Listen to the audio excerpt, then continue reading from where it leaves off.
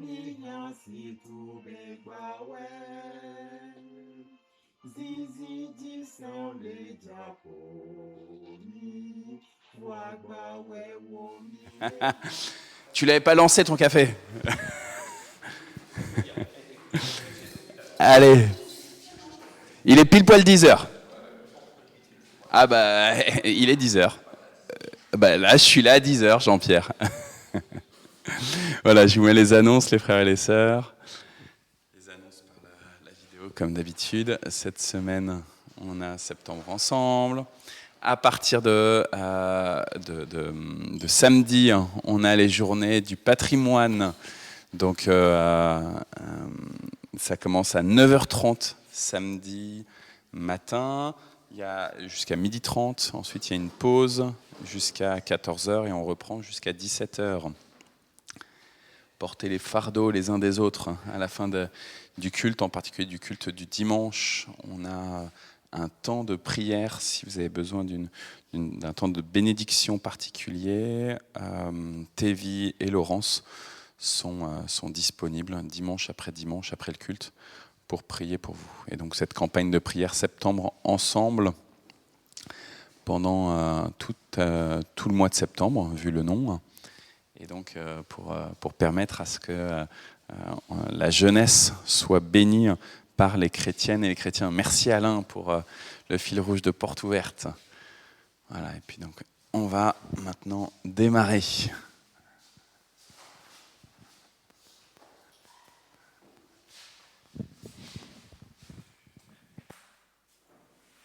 Et alors aujourd'hui, on a, je ne sais pas s'il est déjà connecté ou pas, l'anniversaire de Patrick.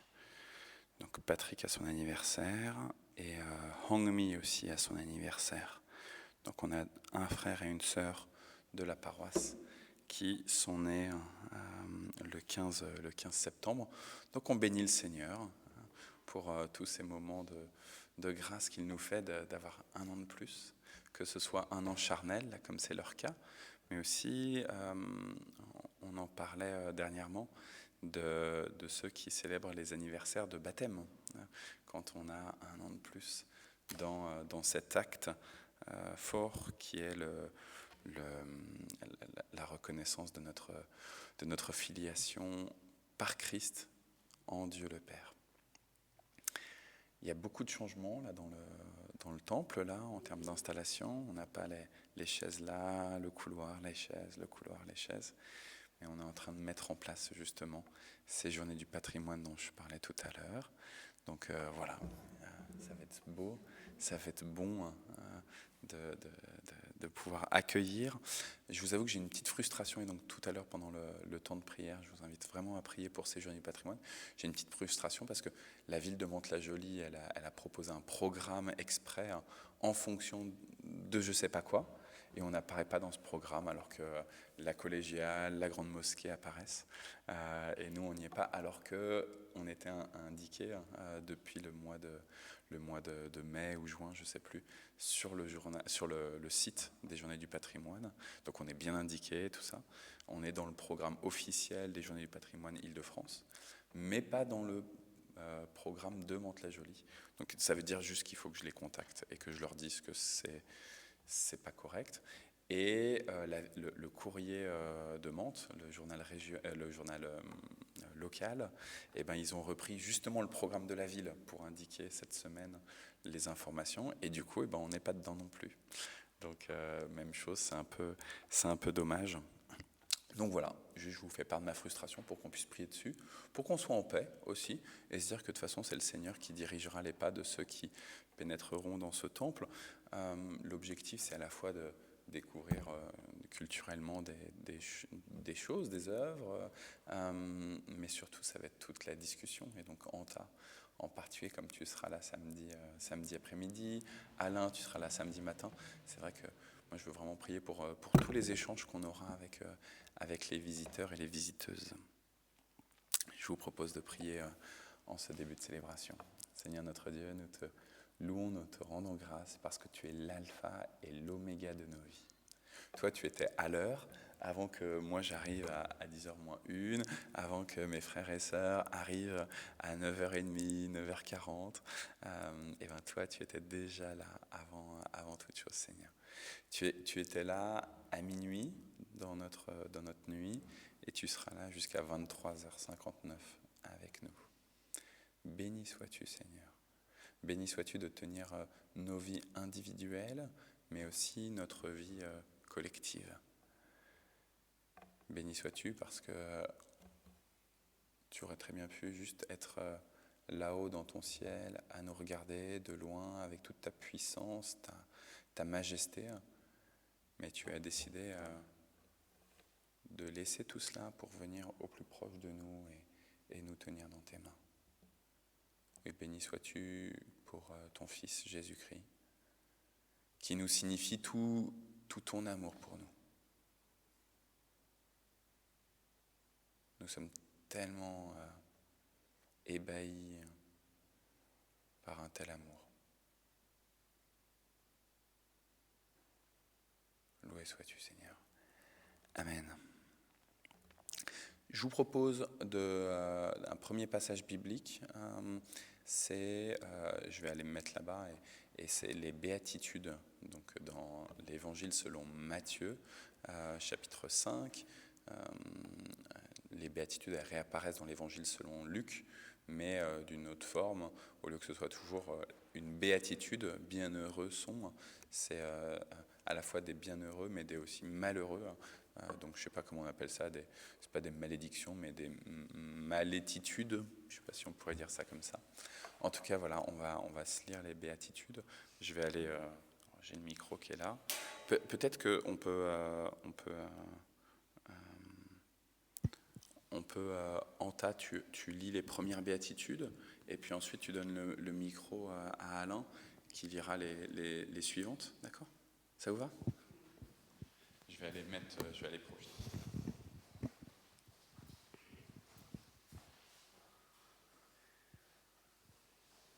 Donc il y a 16 versets, donc on peut dire jusqu'au verset 8. Au nom de Jésus, voyant la foule, Jésus monta sur la montagne, et après s'il se fut assis, ses disciples s'approchèrent de lui. Puis, ayant ouvert la bouche, il les enseigna et dit : Heureux les pauvres en esprit, car le royaume des cieux est à eux. Heureux les affligés, car ils seront consolés.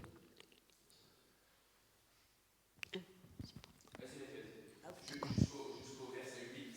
D'accord. Heureux les débonnaires, car ils hériteront la terre. Heureux ceux qui ont faim et soif de la justice, car ils seront rassasiés. Heureux les miséricordieux, car ils obtiendront miséricorde.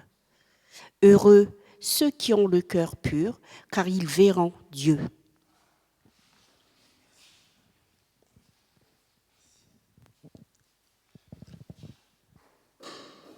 Heureux ceux qui procurent la paix, car ils seront appelés fils de Dieu.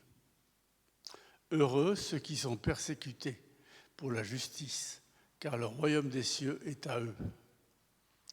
Heureux serez-vous lorsqu'on vous outragera, qu'on vous persécutera et qu'on dira faussement de vous toutes sortes de mal à cause de moi.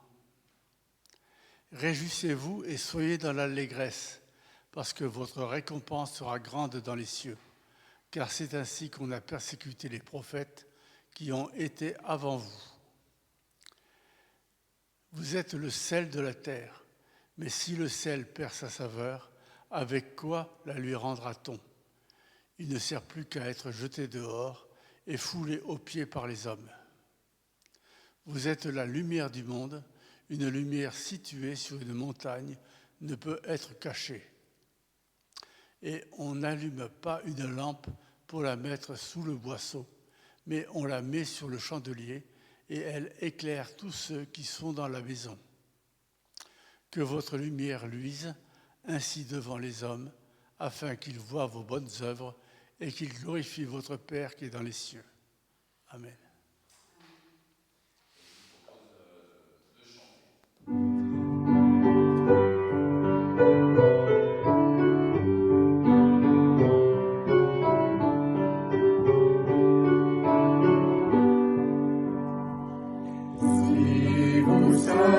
quel sauveur je prosterne.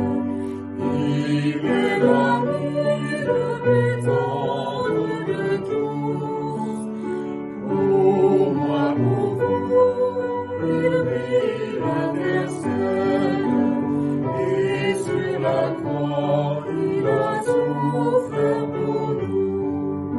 Mon sauveur vous aime, cherchez en lui votre ami suprême et votre seul appui.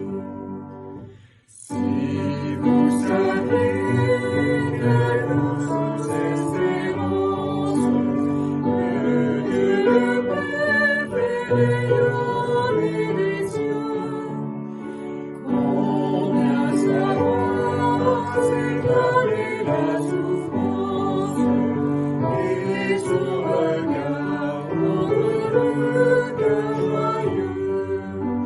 Mon sauveur vous aime, cherchez en lui votre ami suprême et votre seul appui.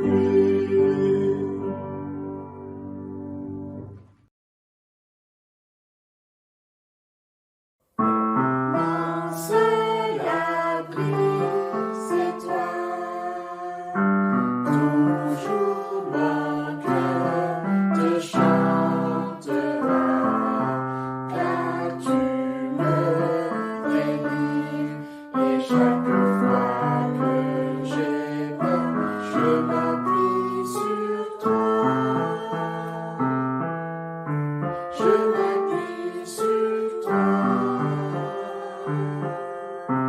Et dans ma faiblesse, le Seigneur me rend fort. Mon seul abri, c'est toi. Toujours mon cœur te chantera, car tu me délivres. Et chaque fois que j'ai peur, je m'appuie sur toi. Je m'appuie sur toi. Et dans ma faiblesse, le Seigneur me rend fort. Mon seul abri, c'est toi. Toujours mon cœur te chantera, car tu me délivres. Et chaque fois que j'ai peur, je m'appuie sur toi.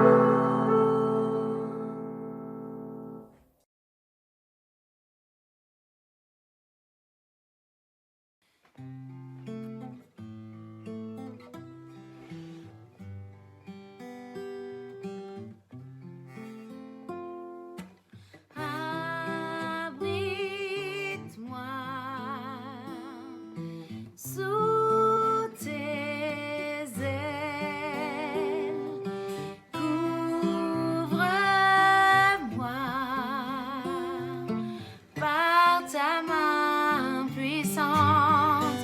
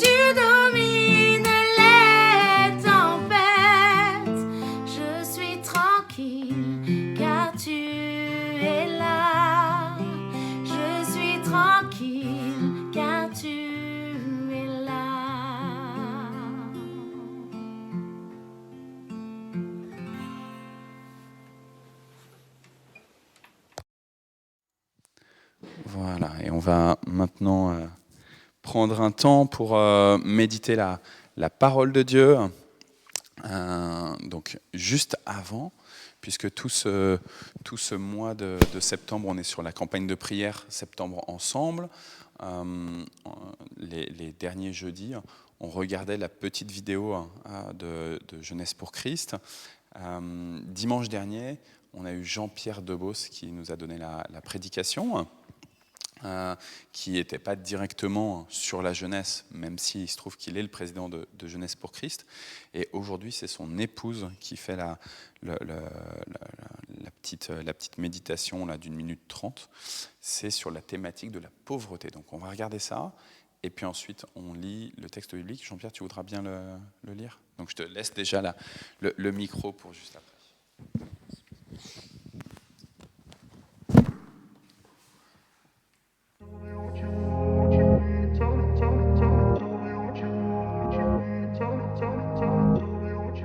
On dit souvent que Jésus était pauvre, et c'est vrai, il est né dans une étable, il a vécu très simplement. Mais est-ce qu'on parle de la même pauvreté? Et je voulais juste vous encourager en vous lisant ce verset qui est dans 2 Corinthiens 8. Vous connaissez la générosité de notre Seigneur Jésus-Christ, qui pour vous, de riche qu'il était, s'est fait pauvre pour vous enrichir de sa pauvreté. Est-ce qu'on pourrait pas être comme ça pour les jeunes autour de nous? Juste leur partager ce qui est dans notre cœur, ce qu'on vit avec Dieu, et leur montrer que la vie, c'est pas juste des possessions matérielles. Alors même si c'est pas évident tous les jours pour beaucoup d'entre nous, des millions de gens, on veut juste se rappeler aujourd'hui que notre vie, elle est pas basée sur des biens matériels. Je vais te prier, Seigneur, pour tous ces jeunes qui sont en lutte avec des possessions matérielles et en lutte avec la pauvreté. Je te demande de les encourager en ces temps difficiles. Et je te demande de leur montrer et que tu veux leur apporter la vraie richesse.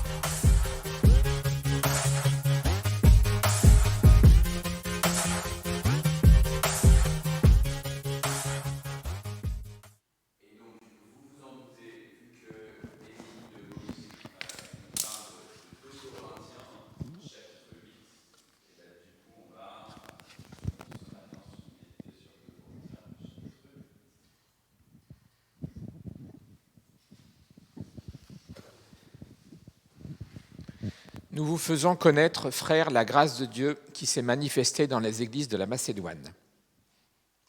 Au milieu de beaucoup de tribulations qui les ont éprouvées, leur joie débordante et leur pauvreté profonde ont produit avec abondance de riches libéralités de leur part.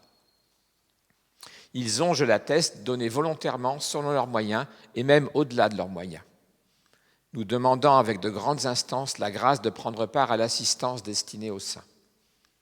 Et non seulement ils ont contribué comme nous l'espérions, mais ils se sont d'abord donnés eux-mêmes au Seigneur, puis à nous par la volonté de Dieu.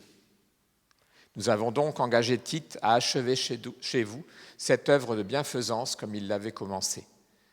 De même que vous excellez en toutes choses, en foi, en parole, en connaissance, en zèle à tous égards et dans votre amour pour nous, faites en sorte d'exceller aussi dans cette œuvre de bienfaisance. Je ne dis pas cela pour vous donner un ordre, mais pour éprouver par le zèle des autres la sincérité de votre charité. Car vous connaissez la grâce de notre Seigneur Jésus-Christ, qui pour vous s'est fait pauvre, de riche qu'il était, afin que par sa pauvreté vous fussiez enrichis. C'est un avis que je donne là-dessus, car cela vous convient, à vous qui non seulement avez commencé à agir, mais qui en avez eu la volonté dès l'année dernière. Achevez donc maintenant d'agir, afin que l'accomplissement, selon vos moyens, réponde à l'empressement que vous avez mis à vouloir. La bonne volonté, quand elle existe, est agréable en raison de ce qu'elle peut avoir à sa disposition et non de ce qu'elle n'a pas. Car il s'agit non de vous exposer à la détresse pour soulager les autres, mais de suivre une règle d'égalité. Dans la circonstance présente, votre superflu pourvoira à leurs besoins, afin que leur superflu pourvoie pareillement au vôtre, en sorte qu'il y ait égalité. Selon qu'il est écrit, celui qui avait ramassé beaucoup n'avait rien de trop, et celui qui avait ramassé peu n'en manquait pas. Grâce soit rendue à Dieu de ce qu'il a mis dans le cœur de Tite, le même empressement pour vous.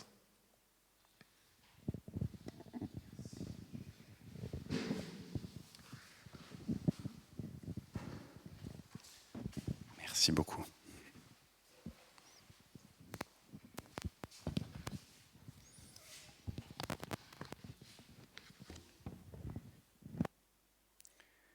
Seigneur, nous te bénissons pour ta parole, nous te bénissons pour cette lettre que l'apôtre a rédigée aux chrétiens de Corinthe, cette deuxième lettre dans nos Bibles, cette troisième ou quatrième lettre selon les théologiens, avec celle qui nous manque. Nous te bénissons, Seigneur, de la parole de vérité que tu as mis dans la bouche, dans le cœur d'abord, dans la bouche, dans la main, pour qu'il puisse écrire à Paul. Et nous te supplions, Seigneur, que ta parole de vérité vienne trouver en nos cœurs un terrain dans lequel elle va féconder, elle va être fertile. Béni sois-tu, Seigneur. Loué sois-tu, Père éternel. Amen.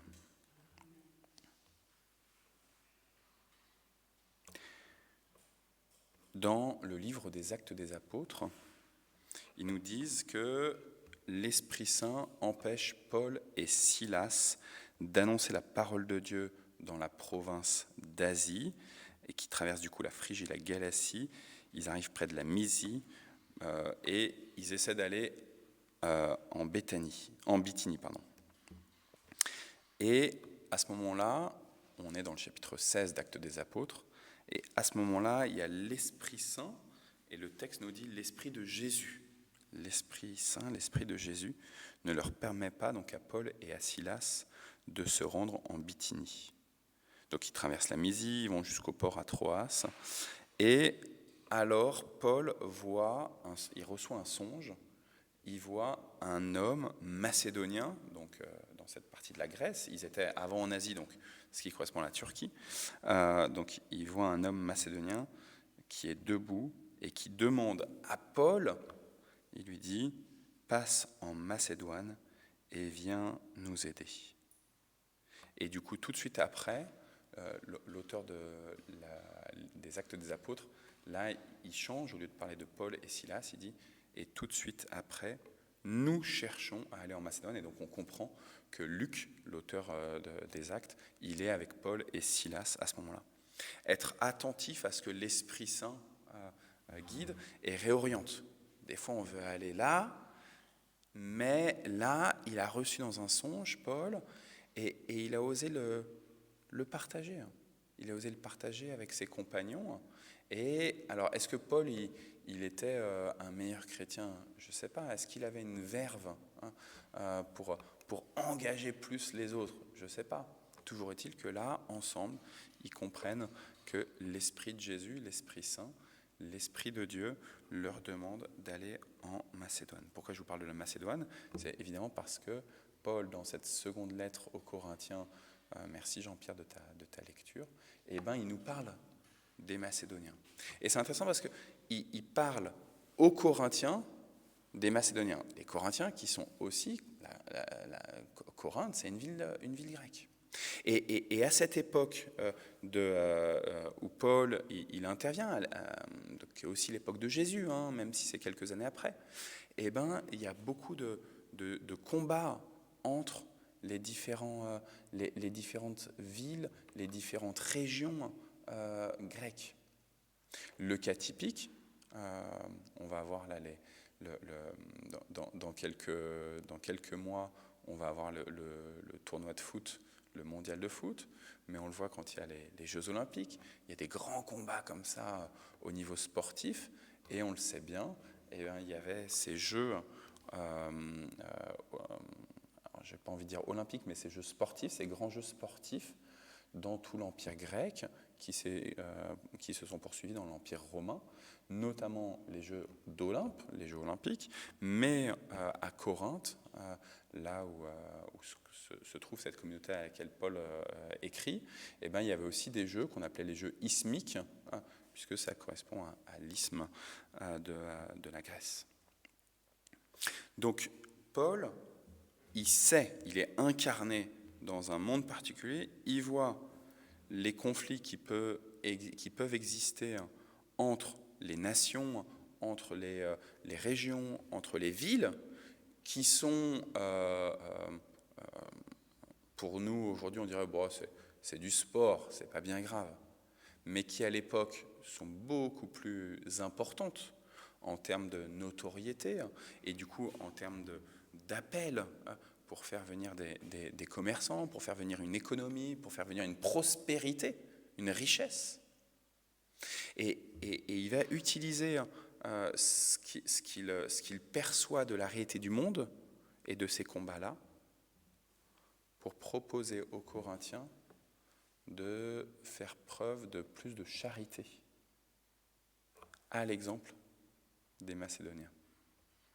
C'est intéressant parce que nous, aujourd'hui, en 2022, si je vous dis l'église de Saint-Germain-en-Laye ou l'église de Cergy avec qui on travaille ou l'église de Dreux, elle donne tant d'argent pour la mission. Vous allez dire, tant mieux pour eux, quoi. Alléluia, ils ont été bénis à avoir de l'argent et c'est super. Et vous allez peut-être, même si j'insiste un peu lourdement, vous allez peut-être me dire, Arnaud, tu connais pas l'état de mes finances. Donc là, tu es un peu intrusif, tu es un peu gourou, tu es un peu secte là. Donc me challenge pas trop, s'il te plaît, parce que je quitte ta communauté, je vais ailleurs.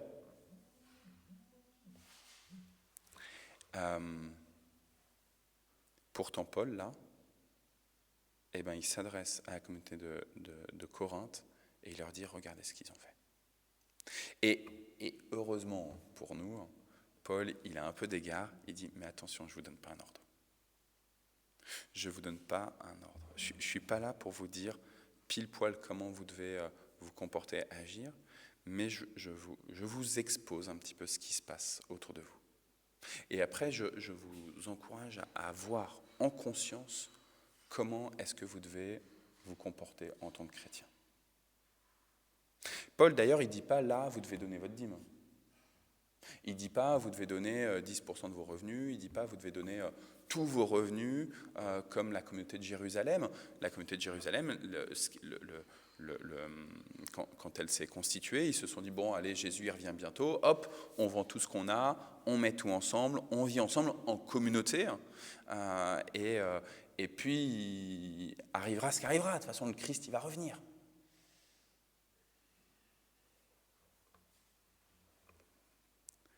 Paul dit juste,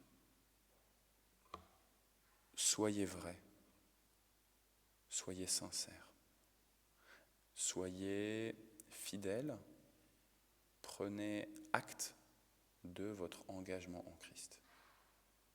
À vous de voir, dans votre conscience, ce que ça implique. Mais pensez pas que vous pouvez être des demi-chrétiens. Pensez pas que vous pouvez dire, ok, ça c'est top, j'adore chanter, j'adore remuer, j'adore être dans un club et avoir des amis, j'adore boire du café, et donc je peux venir à l'église, mais demi-chrétien, et donc dire je prends ça, mais je ne prends pas le reste. Ayez conscience que être chrétien, c'est être totalement en Christ, pas demi-chrétien. À vous de voir. À vous de voir dans votre prière, à vous de voir dans votre conscience. Et alors, je parlais de richesse tout à l'heure, et donc là, l'objectif de Paul, il est très précis. Il est de demander à la communauté chrétienne de Corinthe de subvenir aux besoins, non pas de l'évangélisation de ceux qui sont auprès d'eux, non pas de prendre soin des veuves et des orphelins qui sont auprès d'eux, comme ça se fait depuis le début du christianisme. C'est aussi une des raisons de l'expansion du christianisme, c'est qu'on a commencé à prendre soin de ceux dont personne ne voulait prendre soin. Mais donc là, il dit, mon objectif, c'est de subvenir aux besoins des saints. Et quand il dit ça, il pense au sein de Jérusalem. Puisque je viens de vous parler de cette communauté chrétienne à Jérusalem qui s'est constituée en disant, hop, on vend tout ce qu'on a, on met tout ensemble dans le pot commun. De toute façon, le Christ, il va revenir. Sauf que quelques années après, le Christ n'est toujours pas là. Et la communauté chrétienne de Jérusalem, cette première communauté, qui avait du coup une notoriété, parce que c'était les chrétiens, les premiers chrétiens, les premiers qui avaient suivi Jésus, les apôtres, mais surtout les disciples en fait, parce que les apôtres, ils étaient envoyés un peu partout. Les disciples, sauf que du coup, ce que ça renvoyait, c'est qu'ils s'en étaient sortis, ils avaient pris soin les uns des autres, mais maintenant, ça devenait une église de vagabonds presque. Et du coup, pour Paul, il a eu le souci de se dire, il faut préserver à l'intégrité des saints à Jérusalem.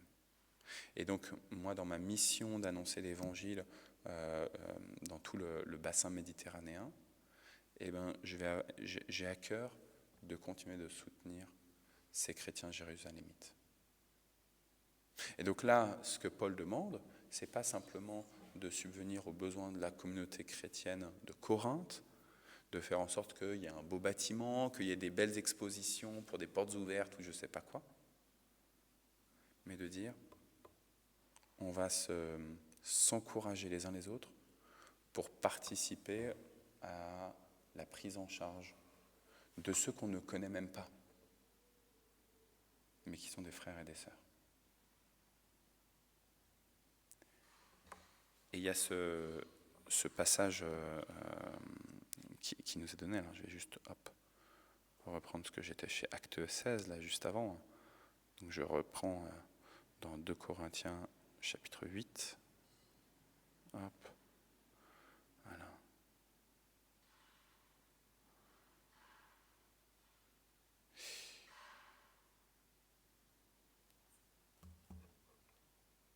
Alors, il ne s'agit pas de vous rendre très pauvres pour aider les autres. Non, ce qu'il faut, c'est l'égalité. Maintenant, ce que vous avez en trop servira à ceux qui manquent de quelque chose. Ainsi, un jour, quand vous manquerez de quelque chose, ceux qui auront trop vous servira. Cela fera l'égalité. Les livres saints le disent, celui qui a récolté beaucoup n'a rien en trop, celui qui a récolté peu de choses ne manque de rien.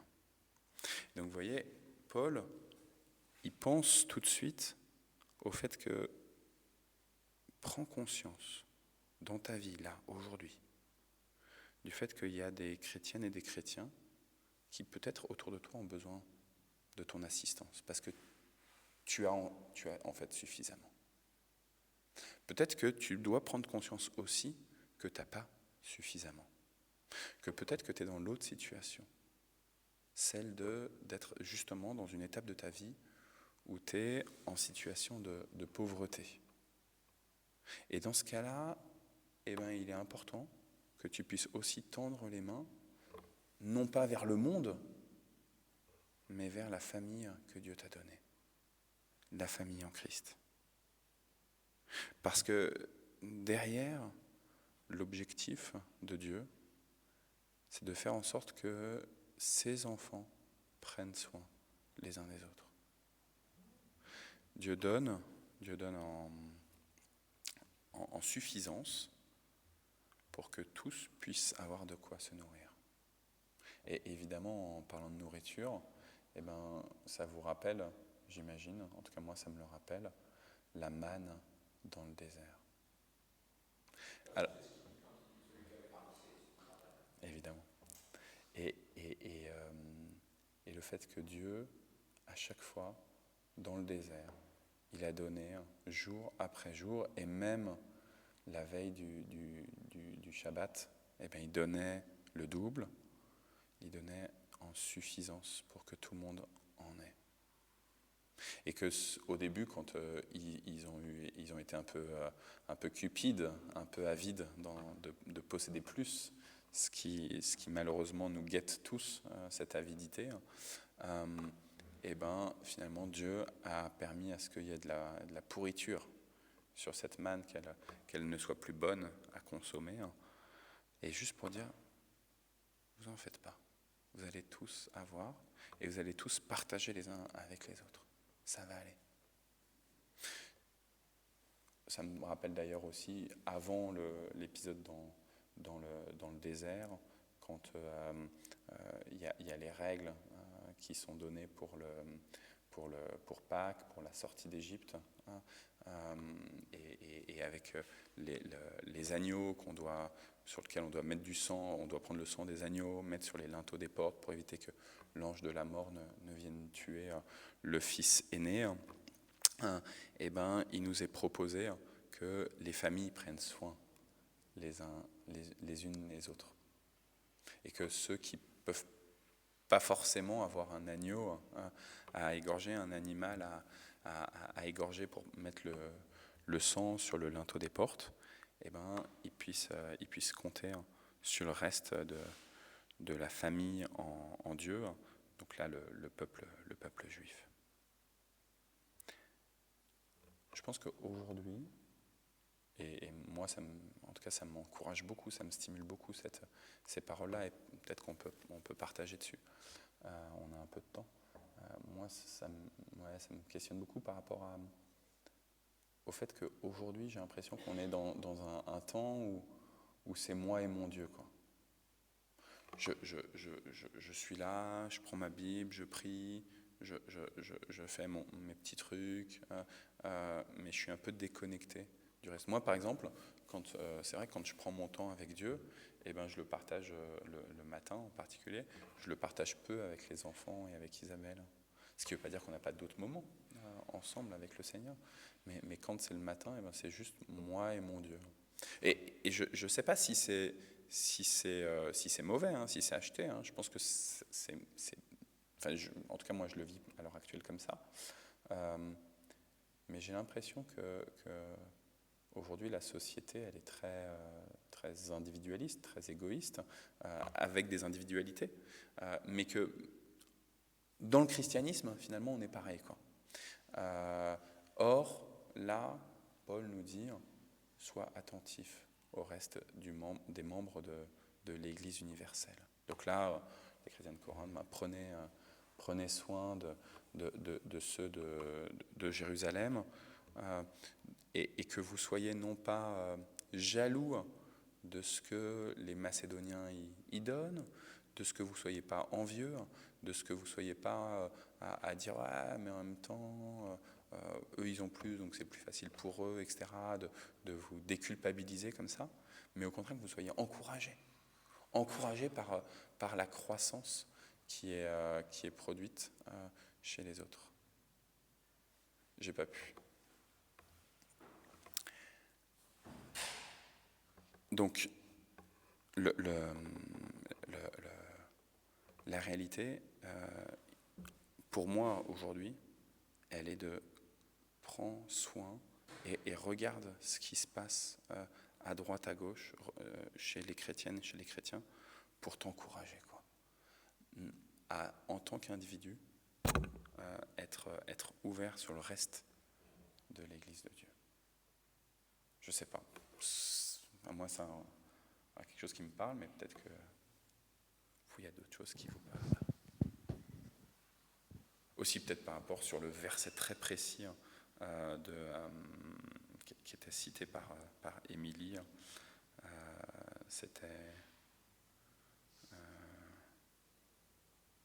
je l'ai plus... en plus, je suis en parole de vie, donc du coup... C'était 2 Corinthiens 8, verset combien ? Verset 9, non ? Ouais, c'est ça. Vous connaissez la grâce de notre Seigneur Jésus-Christ, qui pour vous s'est fait pauvre, de riche qu'il était, afin que par sa pauvreté, vous fussiez enrichis. Donc là, je suis en Bible second, là. Alors, en mode partage, est-ce que vous voulez... Ouais. Alain ? Non ? Ah, j'ai cru que tu voulais... Non. Jean-Pierre ? Non, rien de spécial, Anta ? Moi, juste déjà, à chaque fois que je prie, je demande toujours l'Esprit Saint. Parce que je me rends compte que tu viens de parler là du partage. J'ai entendu par une prédication aussi aujourd'hui le matin que tu viens de dire il faut partager. Là, je partage.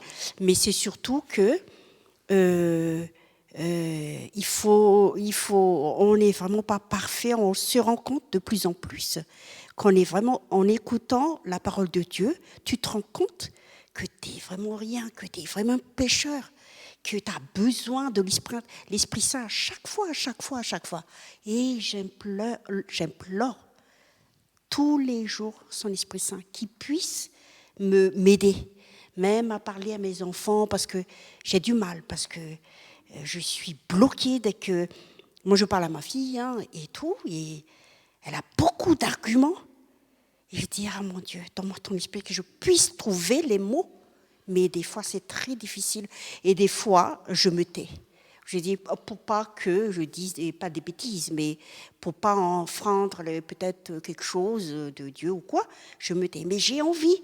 Et c'est là que je demande à chaque fois l'esprit. Pareil, mon fils, il m'écoute sans m'entendre. Mais avec ma fille, c'est autre chose. Parce qu'elle, elle écoute, elle débat. Mais elle est tellement dedans. Je t'avais dit, pendant des années, j'ai été témoin de Jéhovah, chez les témoins de Jéhovah. Et donc, on discute beaucoup de la Bible. Donc, du coup, pour le moment, maman, je ne suis pas convaincue parce que là, ça aussi, je suis trop sensible. Dès que ça touche, ça me fait mal au cœur de dire qu'elle dit, avant, elle reconnaît, Jéhovah, c'est Dieu, c'est le créateur de tout. Et là, elle dit, c'est une force. Je dis, mais où est-ce qu'elle a... C'est vrai qu'elle a un compagnon qui est athée. J'arrive à parler de ça, là. C'est incroyable. Et moi, je voudrais partager, parce que ça me tracasse beaucoup, beaucoup, ma fille. Parce que elle était vraiment ancrée dans la Bible, elle étudiait comme les... Voilà. Mais là, elle sort, et là, j'implore l'Esprit Saint pour qu'il puisse me trouver les mots adéquats à ce qu'elle attend, ma fille, qu'elle puisse revenir un peu. Un jour, je t'avais dit, elle dit, je vais revenir, je vais regarder, maman, si je vais pouvoir aller au temple que tu fréquentes et tout. Mais finalement, je ne sais pas pourquoi, mais elle recule un peu. Et j'arrive pas à lui expliquer. Elle dit, mais finalement, maman, Dieu, c'est un peu une force. Une force, je sais qu'il y a une force. Elle dit, mais attends, tu ne vas pas me dire que c'est une ping-pong. Et ça, je suis désespérée. Et je ne sais plus. Et ça me fait très mal au cœur. Je partage, parce que c'est vrai qu'une fois qu'elle avait dit qu'elle allait te rencontrer et tout, et puis là, j'ai dit, oui, je veux bien, mais en parler à Arnaud, mais sauf que je dis, mais maman, après, j'ai peur que ça va t'induire en erreur. Oh, la fille de Honta, elle est vraiment... Il n'y a pas de jugement. Tu peux t'exprimer avec Arnaud. Il est jeune, tu es jeune et tout. Tu n'as pas à te... Non, je veux dire, n'importe qui, mais c'est encore plus de... Mais non, mais je suis... Par rapport à ma fille, je suis déçue. Mon fils, il écoute, il ne dit rien sans m'écouter. Et pourtant, les deux, ils étaient dans la Bible à fond. Ils étudiaient la Bible, vraiment, tous les jeudis. Mais là, je ne sais pas pourquoi. J'ai dit, c'est moi. Et je me culpabilise d'ailleurs. Et c'est moi qui dis, j'étais un peu froide pendant un certain temps et que j'ai vu ce temple-là qui m'a bien accueilli. Je souligne à chaque fois. Et j'ai su que c'était ici, c'était ici. Et là, un jour, Arnaud, j'espère vraiment que ma fille ainsi que mon fils, mais mon fils, il est froid, il est chaud, mais moi, ma fille, elle est très philosophique. Elle dit, ah oui, parce que tu sais, maman, si, ça, mais finalement, elle étudie trop, et à force elle dévie. Elle dit, mais et ton cerveau, là, qui résonne et qui philosophe et tout, c'est Dieu qui t'a donné ça. C'est pas que ça arrive comme ça, bing bang, voilà, tout est créé. Et des fois, j'ai du mal là à me retenir, mais je ne trouve pas les mots. Arnaud, merci de m'avoir écouté. J'étais longue, mais ça m'est sorti, je suis contente de l'avoir.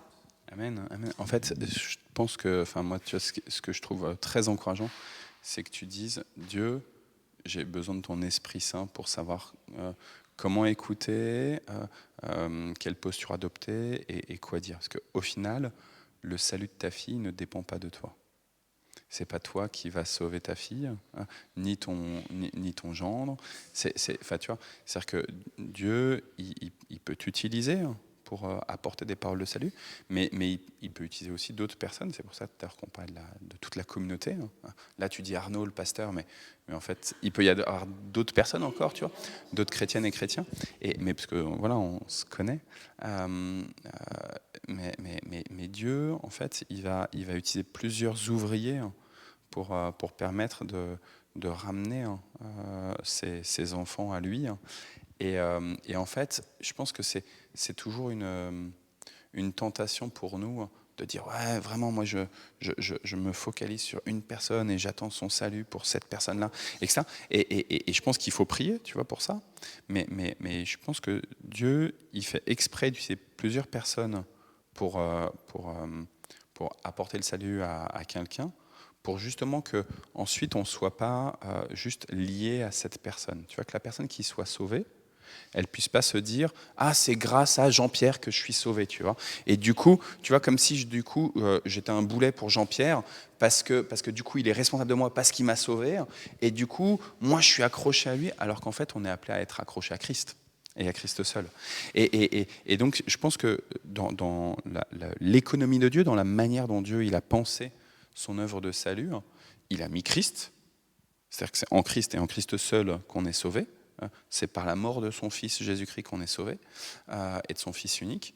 Mais du coup, ensuite, en tant qu'humain incarné, humain de chair, eh ben, on va être plusieurs à participer à l'annonce et à la guérison des gens, à la délivrance des individus. D'où le fait de prendre soin des communautés locales et de l'Église universelle. C'est un ensemble. Il y a des gens, ils disent ouais, moi c'est bon, je verse des sous, etc., pour la mission, machin, etc. Mais en fait, ils ne sont pas dans une communauté locale, par exemple. Et ils ne participent pas activement à la communauté locale. Bah, ça ne va pas, je pense. Ou inversement, des gens qui sont très actifs dans leur communauté locale, mais qui ne pensent pas à l'Église universelle. Bah, je pense que ça ne va pas non plus, quoi. Et être chrétien, c'est penser à la mission au plus proche, mais aussi au plus loin. Je ne sais pas si ça vous... Ouais, Alain, toi, tu voulais, ça y est. Vas-y. Bien, bref, je parle avec beaucoup de monde. Mais des fois, je ne sais pas comment répliquer. Alors j'ai dit, Seigneur, enseigne-moi à parler et montre-moi ce que j'aurais dû dire et comment approcher la personne et rectifier les choses. Et je dois dire que bien souvent, il me vient à la pensée comment parler. Et parfois, dans la famille, il y a des problèmes graves. Et là, nous demandons au Seigneur de nous dire comment prier. Parce que ce n'est pas toujours par une prière de combat, ça peut être simplement une louange derrière. Que lui nous demandera, c'est tout. Voilà.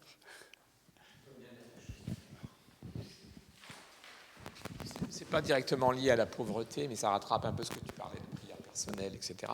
Mon logeur, que vous connaissez tous les deux, me demandait l'autre jour ce que je demandais à Dieu dans mes prières. C'est un homme qui n'est pas chrétien. Alors je lui ai dit, je commence par prier par moi. Il me dit, mais t'es un sale égoïste, tu penses à toi d'abord. En fait, on m'a enseigné il y a longtemps, je crois que c'est Alfred Kuhn qui a dit qu'il fallait d'abord pas prier pour soi, pour demander des choses à Dieu, parce que en fait, pour mon logeur, prier, ça veut dire réclamer des trucs à Dieu.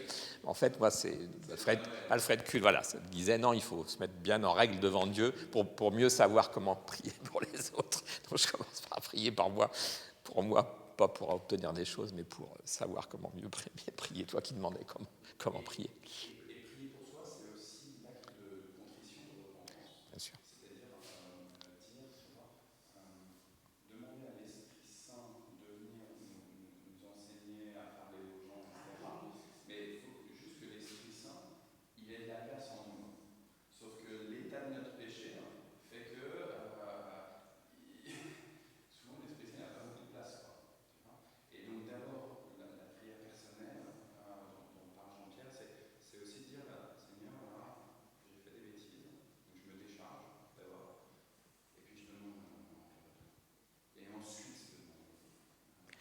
Voilà. Il y a la contrition, mais il n'y a pas que ça. Voilà, mais il y avait d'autres choses. Comme tu veux.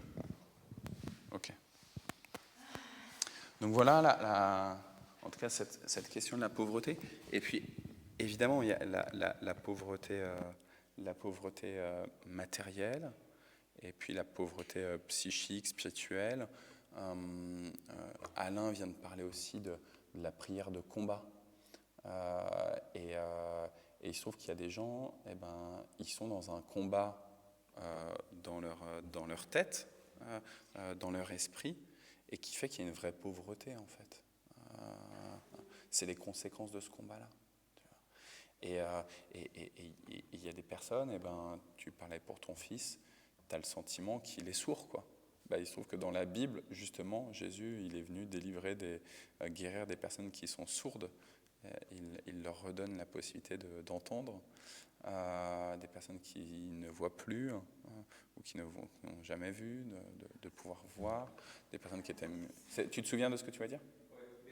Je parlais fort. En fait, quand tu dis, on ne sait pas si Paul avait une aura, etc. Non, on sait que c'est le contraire, puisque les Corinthiens disent que quand il est là, on ne remarque pas, il n'a pas du tout d'autorité naturelle, etc.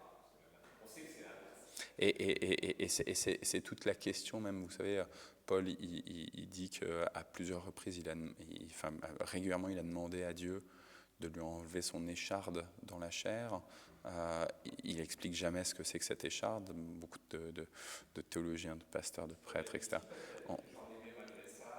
Ouais. Mais en tout cas, il a un handicap, ça veut dire. Il y a quelque chose qui est, chez Paul, qui est repoussant ou rebutant, qui empêcherait normalement la mission de bien se passer. Et malgré tout, Dieu lui a dit, je te le laisse parce que ma force te suffit, ma force s'accomplit dans ta faiblesse, quoi. Donc voilà. Mais donc, en tout cas, voilà, juste pour dire qu'il y a des combats aussi, et que il y a des personnes, elles sont sourdes. On leur parle de Dieu, et en fait, leur esprit, il est ailleurs, quoi. Il est plus avec nous, il est plus concentré. Tu vois. L'endormissement, tu sais, on avait un frère ici dans la paroisse. Il venait au culte, mais de manière assez régulière, pour pas dire systématique. Quand on commençait à prendre la Bible et à lire la Bible, il s'endormait.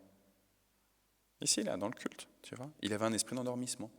Et on a prié vraiment pour se battre contre ça, pour qu'il réussisse à prendre position. Et moi, je crois que ça a fonctionné, en fait. Parce que il allait mieux dans l'écoute de la parole après. Et le fait de débattre sans cesse par rapport à ta fille, c'est la même chose, tu vois. Le monde rationnel du débat, de la discussion sans cesse, alors que Dieu nous demande pas en fait de discuter.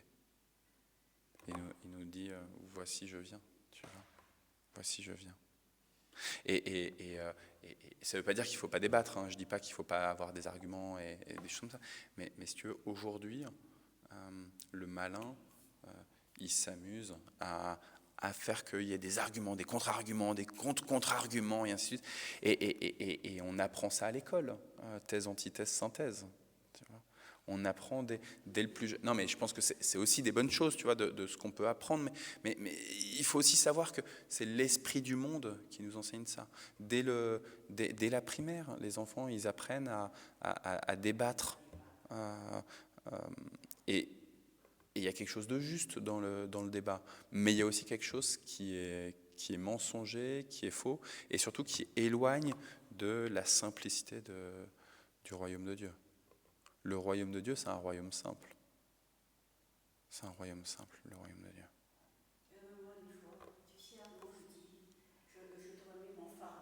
Amen. Amen. Mes amis, il est déjà 11h moins 5. Je vous propose juste de lire le fil rouge de Porte Ouverte. Merci encore Alain. Et puis ensuite, donc, on prend le temps de prière. Voilà. Alors, en Chine, le simple fait de lire ou d'écouter la Bible est une porte ouverte à la persécution. Mais il en faut plus pour effrayer les chrétiens. L'accès à la Bible est de plus en plus contrôlé par le gouvernement chinois. Wen Chuan, un chrétien d'arrière-plan musulman, en sait quelque chose. Tout récemment, Chuan a été surpris en train d'écouter une Bible audio. Cela peut sembler anodin, mais en Chine populaire, la Bible audio est interdite à la vente.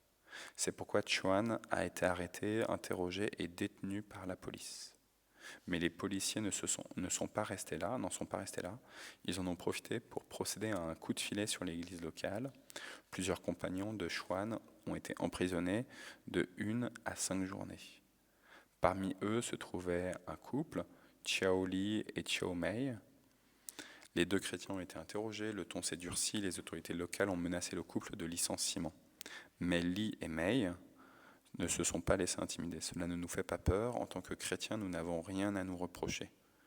Tous 2 ont témoigné avec assurance, et même si cela se retourne contre nous, même si notre fils perd aussi son emploi, nous n'aurons jamais peur. Li et Mei sont tous 2 fonctionnaires, mais ils préfèrent faire une croix sur leur statut et gagner leur vie plus modestement, plutôt que de renoncer à la parole de Dieu. Ils n'en parlent pas là, mais il y a un projet, je pense qu'il est déjà bien avancé d'ailleurs, de la part des autorités chinoises de réécriture de la Bible en fait.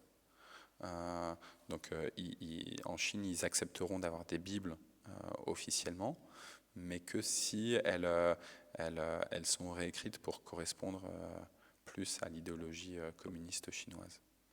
Donc voilà.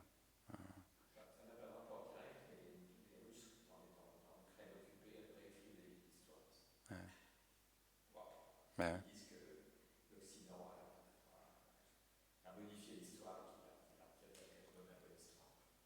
Ouais, classique, hein, classique. Et ça veut dire aussi que les gens, ils savent que c'est sur du temps long qu'ils peuvent avoir une influence, et que du coup, réécrire les livres d'histoire, c'est penser pour les générations, pour dans 10 ans, pour dans 20 ans, etc. Et ils se disent, ben voilà. Donc, ouais. Le temps est plus long que notre propre vie terrestre. Je vous propose de prier à voix haute ou dans le secret de vos cœurs, comme vous le sentez.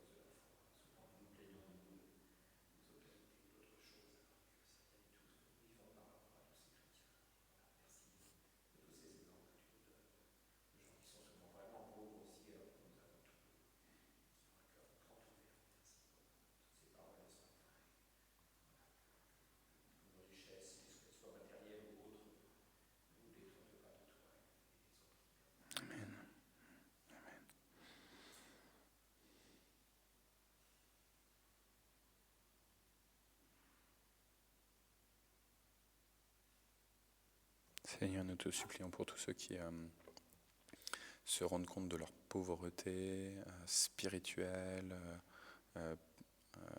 psychique ou matérielle, tous ceux qui ont conscience de la réalité de leur état. Nous te supplions pour faire la suite du mot d'hier de Porte Ouverte, de JPC. On te supplie pour la bonne santé, Seigneur. Que ceux qui sont pauvres, notamment spirituellement ou psychiquement, puissent être libérés, guéris par toi, puissent être en meilleure santé.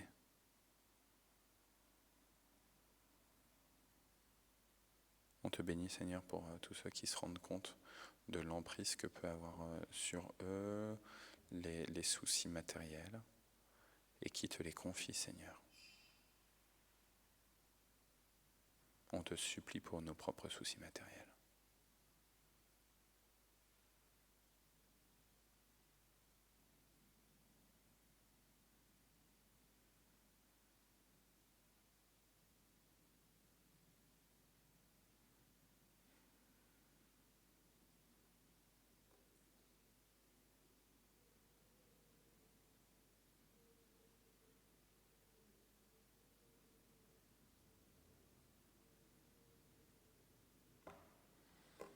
Et ensemble, nous te disons la prière que ton Fils nous a enseignée.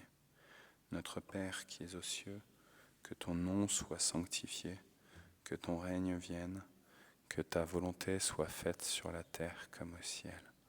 Donne-nous aujourd'hui notre pain de ce jour. Pardonne-nous nos offenses, comme nous pardonnons aussi à ceux qui nous ont offensés. Et ne nous laisse pas entrer en tentation, mais délivre-nous du mal, car c'est à toi qu'appartiennent le règne, la puissance et la gloire, pour les siècles des siècles. Amen. Que le Dieu de toute paix tourne sa face vers vous, qu'il vous irradie de sa paix, et que vous puissiez être des porteurs de cette paix autour de vous, dans cette ville de Mantes, et tout au-delà, jusque dans vos maisons et autour de vous, dans votre voisinage. Amen. Et les frères et les sœurs qui sont connectés, on vous salue bien aussi.